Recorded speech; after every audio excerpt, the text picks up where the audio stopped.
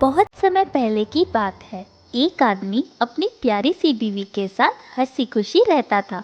बहुत जल्द उनके घर में एक नन्हा मेहमान आने वाला था। उनके घर के सामने एक बड़ी हवेली थी। उस हवेली के सामने रपंजल के पौधे लगे हुए थे, पर वो हवेली जादूगरनी गौथल की थी। नहीं, पत्नी का मन थोड़ा बेचैन हो रहा था, इसलिए वो बालकनी के पास ताजी हवा खाने आ गई। तभी उसकी नजर एक प्यारे से नन्हे बच्चे पर पड़ी।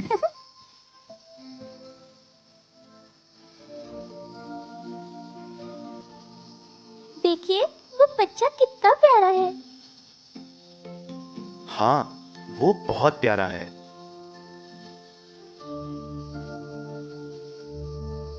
खेलते हुए बच्चों को देखते देखते पत्नी की नजर रपंजल के पत्तों पर पड़ी।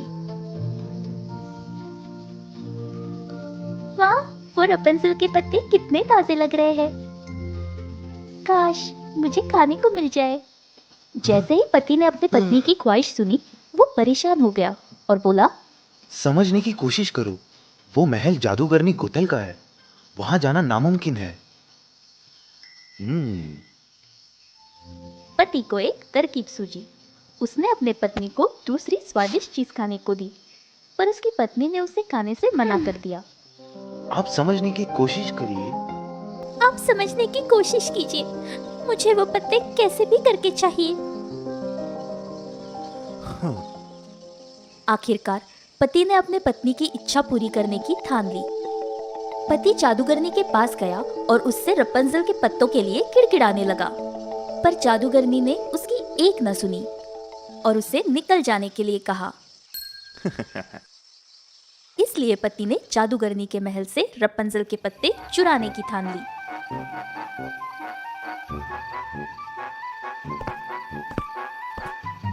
आधी रात को पति उस जादूगरनी के महल में चुपके से गया और वहां से कुछ रपंजल के पत्ते चुरा लिए।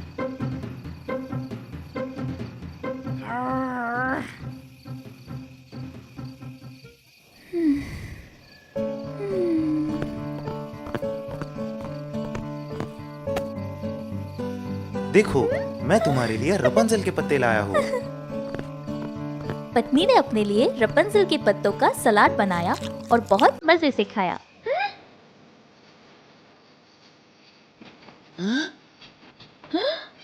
तुम्हारी हिम्मत कैसे हुई पत्ते चुराने की? मुझे माफ कर दो गौथल, मेरी पत्नी गर्भवती है और उसे इन पत्तियों को खाने की इच्छा हो रही थी। पति को गिड़गिड़ाते देख जादूगरनी ने अपने शैतानी दिमाग में एक योजना बनाई। उसने कहा, ठीक है, पर तुम्हें रपंजल के पत्तों के बदले में तुम्हारा बच्चा देना होगा। नहीं, मैं ये नहीं कर सकता।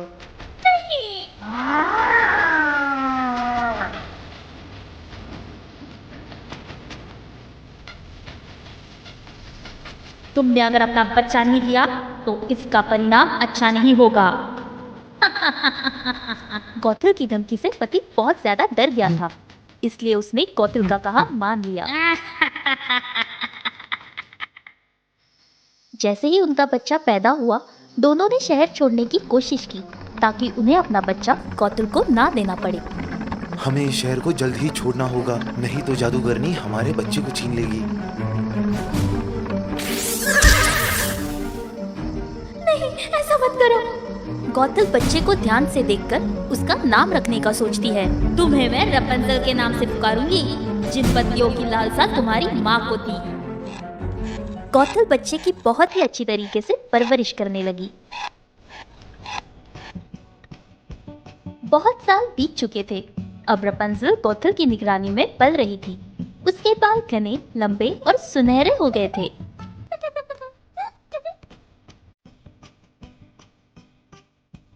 एक दिन गौथल रपंजल के बाल संवारने में मदद कर रही थी। तभी वहां एक जादूगर प्रकट हुआ। ये जादूगर और कोई नहीं बल्कि गौथल के गुरु थे। गौथल, ध्यान से सुनो। अब वक्त आ गया है कि तुम दोनों मेरे मीनार में रहने के लिए चलो।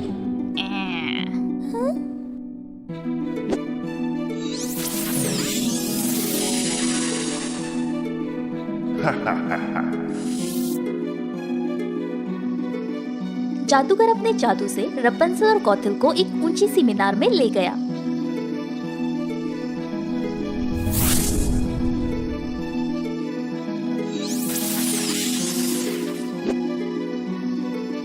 गॉथल, मैं अब थोड़ा आराम करना चाहता हूँ, इसलिए ये मीनार मैं तुम्हारे हवाले कर रहा हूँ। इस मीनार का ठीक से ध्यान रखना, वरना अच्छा नहीं होगा।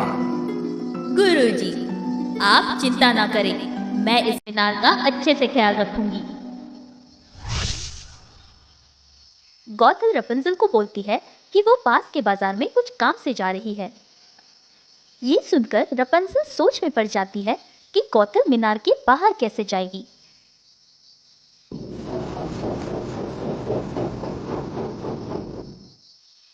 रपंजल, मैं जैसे ही वापस लौटूंगी मैं तुम्हें नीचे से आवाज दूंगी। रपंजल रपंजल, अपने बालों को नीचे छोड़ो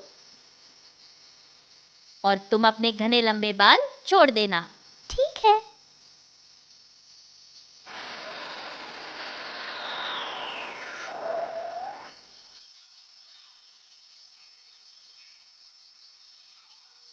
मीनार में कैद रपंजल अपना मन गाना गाकर बहलाती थी। फूलों के रंग है मेरे संग, यूं ही गाऊं। ये कौन है जो इतना अच्छा गा रही है? लगता है ये आवाज उस मीनार से आ रही है।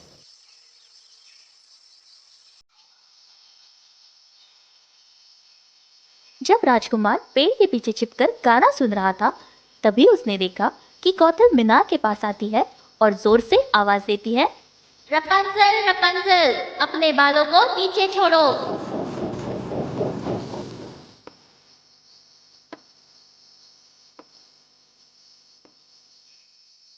हैं? अगले दिन गॉथल जब मीनार से जाती है, रपंजल अपने गाने में मग्न हो जाती है और उसी वक्त उसे एक आवाज सुनाई पड़ती है,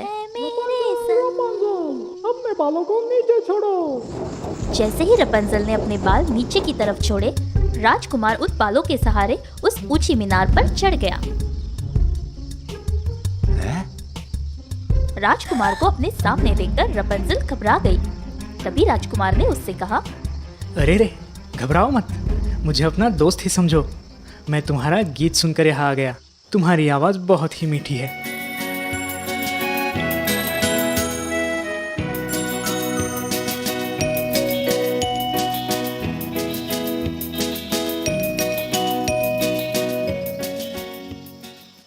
सुनिए, आप इस रहस्यमय मीनार में क्यों रहती है?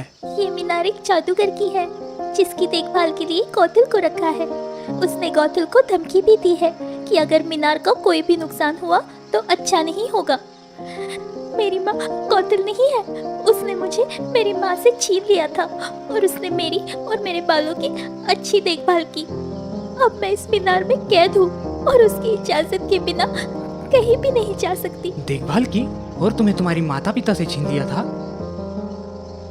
हाँ, ताकि वो मेरे बालों के सहारे इस मीनार में आ जा सके, और इसलिए उसने मुझे यहाँ कैद कर रखा है।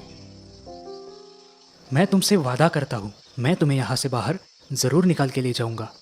रपंजल को वादा करके राजकुमार मीनार से निकल जाता है, पर वो दोनों इस बात से अनजान थे कि गॉथल ने उन्हें देख लिया है।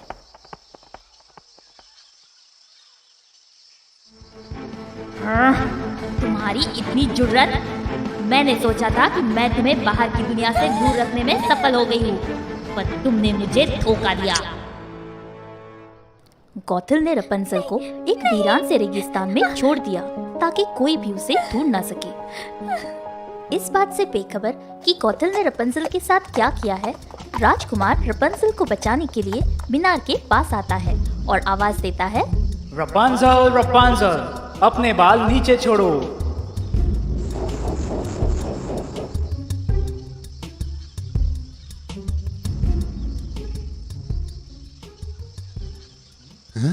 जैसे ही राजकुमार ऊपर चढ़ के जाता है, वो गॉथल को देखकर हैरान हो जाता है।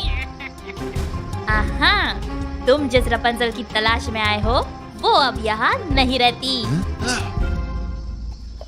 राजकुमार को कौतल ने मीनार से धक्का दे दिया, जिस वजह से वो पूरी तरह घायल हो गया। फिर भी वो अपने सैनिकों के साथ रपंजल की तलाश में लग गया। रपंजल की खोज करते करते जब वो रेगिस्तान के पास से गुजर रहे थे, तभी राजकुमार को रपंजल का गाना सुनाई दिया, जिसे वो अक्सर गाती थी।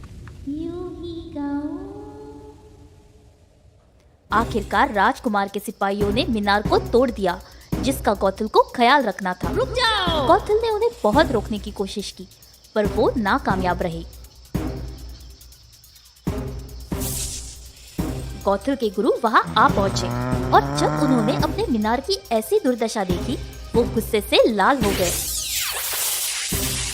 उन्होंने कौतल को दंड दिया और वहां से गायब हो गए।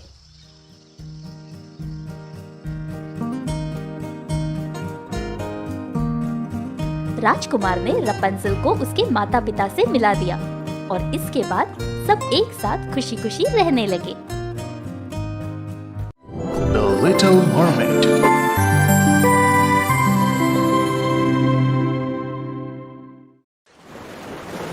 महासागर की गहराइयों में बहुत कुछ छिपा है, जिसके बारे में हम कुछ नहीं जानते।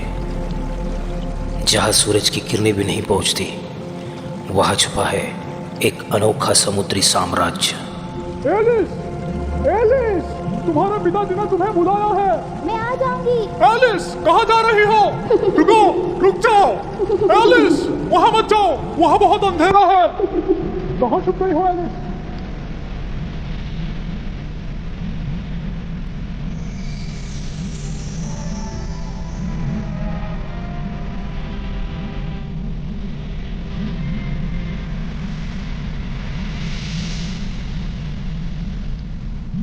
जल्दी चलो एलिस! हम उनके बारे में कुछ नहीं जानते, मगर वो हमारे बारे में बहुत कुछ जानते हैं। ये हमेशा याद रखना, समुद्र की सतह पर जाना हमारे लिए खतरा साबित हो सकता है। हाँ, खतरा? पिताजी, समुद्र के ऊपर क्या है? बेटा, समुद्र के ऊपर है इंसानों की दुनिया, जो समुद्र को गंदा करती है। इंसान हमारे दुश्मन है।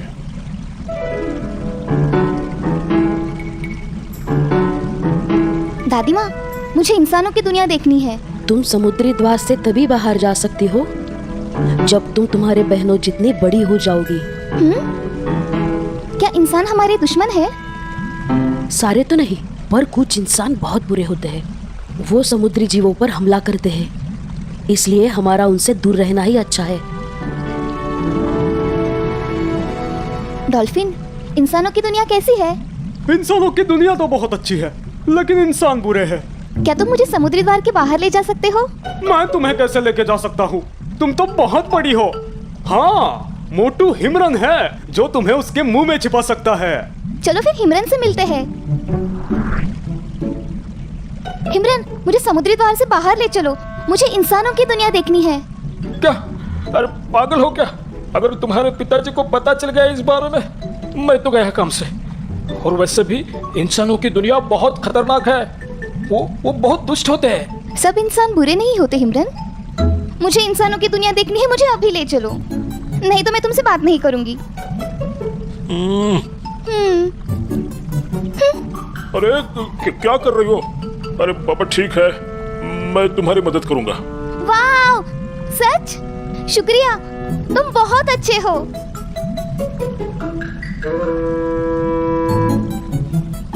कहाँ जा रहा हूँ? हमें समुद्री द्वार से बाहर जाना है। उम्र क्या है बेटा तुम्हारी? चलो घर जाओ, चिल्ले पिल्ले समुद्री द्वार के बाहर चल ले। अरे हिमरन भाई, बहुत दिनों से नजर नहीं आया। बकवास बंद करो और चुपचाप तुम्हारा काम करो।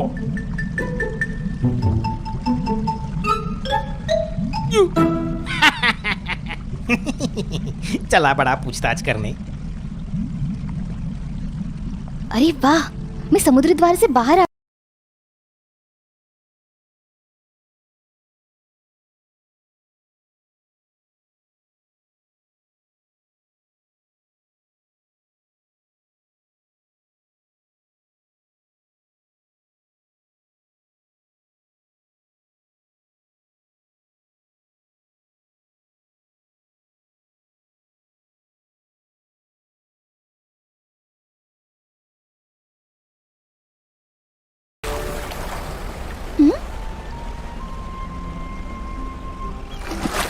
डॉल्फिन वो क्या है? वो इंसानों का जहाज है, वहाँ जाना ठीक नहीं होगा। चलो थोड़ा पास जाके देखते हैं। एलिस, वहाँ जाना खतरे से खाली नहीं है। मुझे तो खतरों से खेलना ही पसंद है। एलिस सुनो, एलिस, एलिस।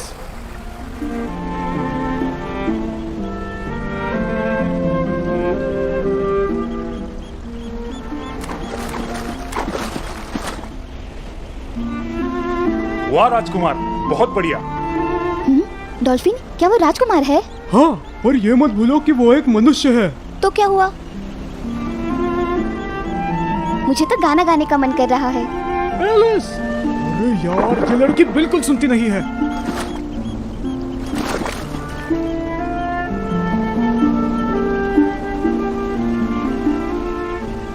सागर की मैं राजकुमारी, धरती के तुम राजकुमार,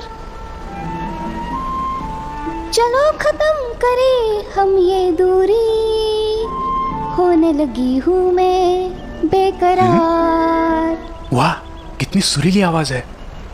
पर ये आवाज है किसकी? कौन है वहाँ? एलिस, चलो जल्दी पानी में, वो हम पे हमला करने वाले हैं। हाँ? लगता है समंदर के लुटेरे हैं। हमला करो।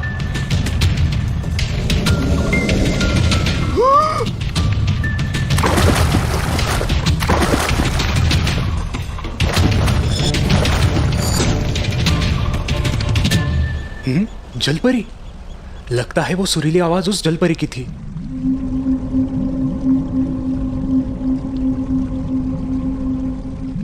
राजकुमारी पर हमला हुआ है। क्या हमला हुआ है? आज हम इंसानों को नहीं छोड़ेंगे। हमारी राजकुमारी पर हमला करोगे?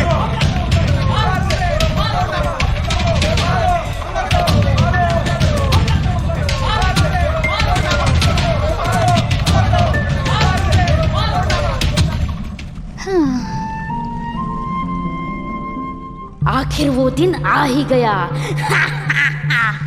समुंदर के बादशाह की बेटी एक मनुष्य को छुप के देख रही है। अब कुछ तो करना ही पड़ेगा। रुको, कोई हमला नहीं करेगा।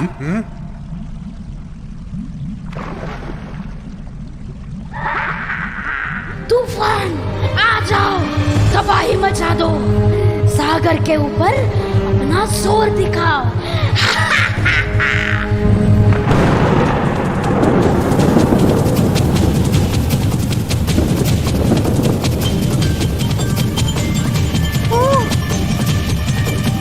डॉल्फिन, हमें उनकी मदद करनी होगी, नहीं तो वो जहाज डूब जाएगा और सारे लोग मर जाएंगे। नहीं एलिस, वो हमारे दुश्मन है। चलो यहाँ से।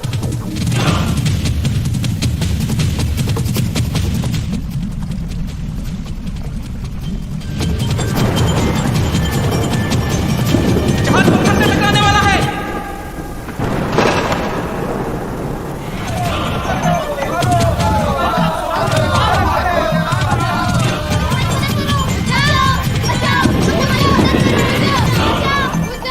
जहाज डूबने वाला है। कूद जाओ, आगे पानी भरा है।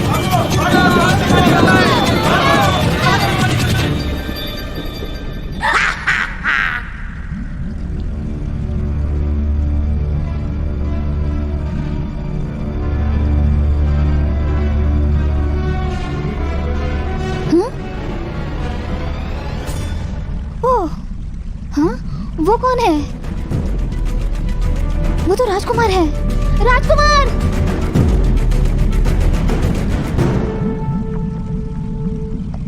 राजकुमार!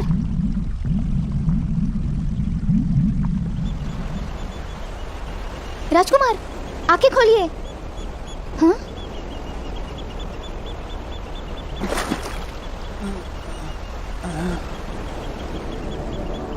राजकुमार, आप ठीक है ना? मैं ठीक हूँ। एक लड़की ने मेरी जान बचाई। मैंने उसकी आवाज पहले सुनी है। बहुत मधुर और सुरीली आवाज है उसकी।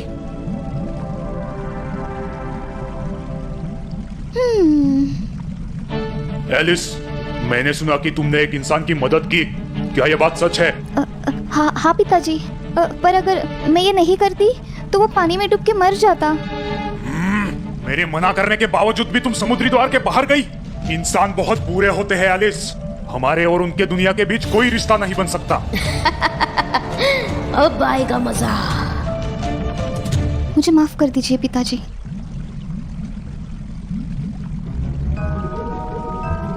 जादूगरनी जी, मुझे आपकी मदद चाहिए। मुझे पता है तुम्हें क्या चाहिए। बादशाह की बेटी को हो गया है एक मनुष्य से प्यार। मैं इंसान बनना चाहती हूँ। मैं तैयार हूँ तुम्हारी मदद करने के लिए। हाँ? पर बदले में मुझे भी कुछ चाहिए। क्या चाहिए आपको? तुम्हारी आवाज। हाँ? अगर तुम्हें शर्त कबूल है तो ये लो। ठीक है, मुझे ये शर्त मंजूर है। क्या करना होगा मुझे? ये पी लो, पर याद रखना तीसरे दिन के खत्म होने तक सूर्योदय से पहले राजकुमार तुम्हारे प्यार में होना चाहिए, वरना तुम फिर से जलपरी बन जाओगी। हाँ? और राजकुमार तुम्हारा कभी नहीं हो पाएगा।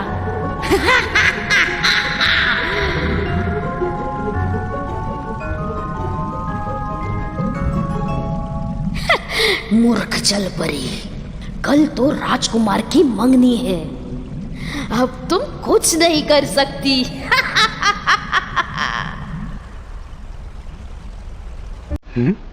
लगता है वो वही जलपरी है जो मेरे धुन पे गा रही थी।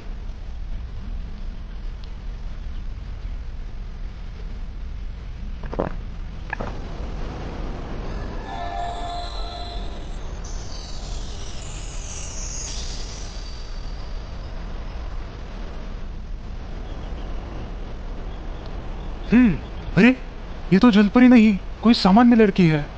लगता है मेरी गलतफहमी हुई।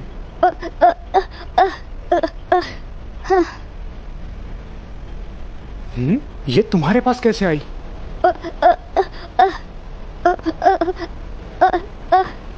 लगता है बेचारी बोल नहीं सकती। अरे अरे अरे संभाल के। क्या हुआ तुम्हारे पैरों को? इसे आराम की जरूरत है। चलो चलो मेरे साथ चलो।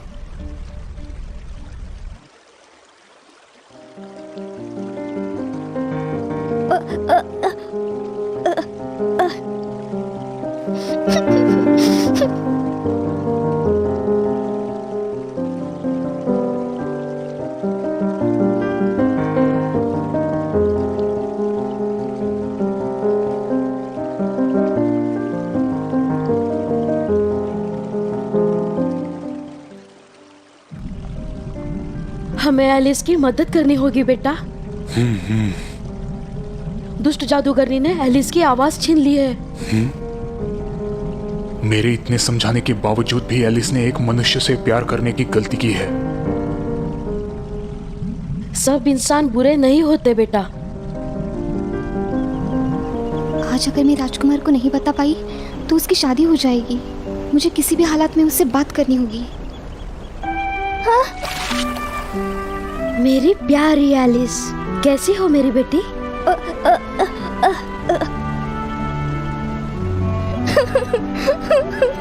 रो मत बेटा, सब कुछ ठीक होगा। वे समुंदर की सारी शक्तियों, आओ मेरी बेटी को जादूगरनी के श्राप से मुक्त कराओ।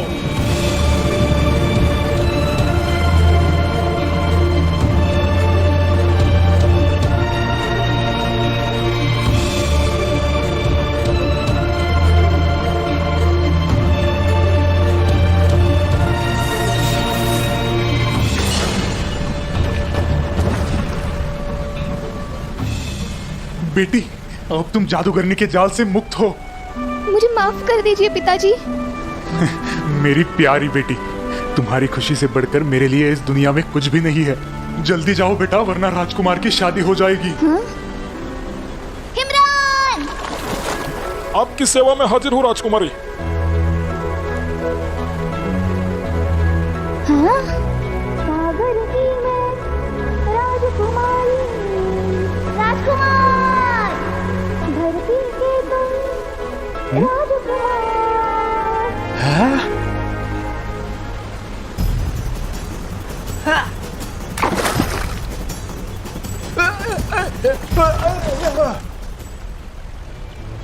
अरे ये क्या? तुम बोल सकती हो? फिर इतने दिनों से मुझे क्यों नहीं बताया? मुझे खतरों से खेलने की आदत जो है।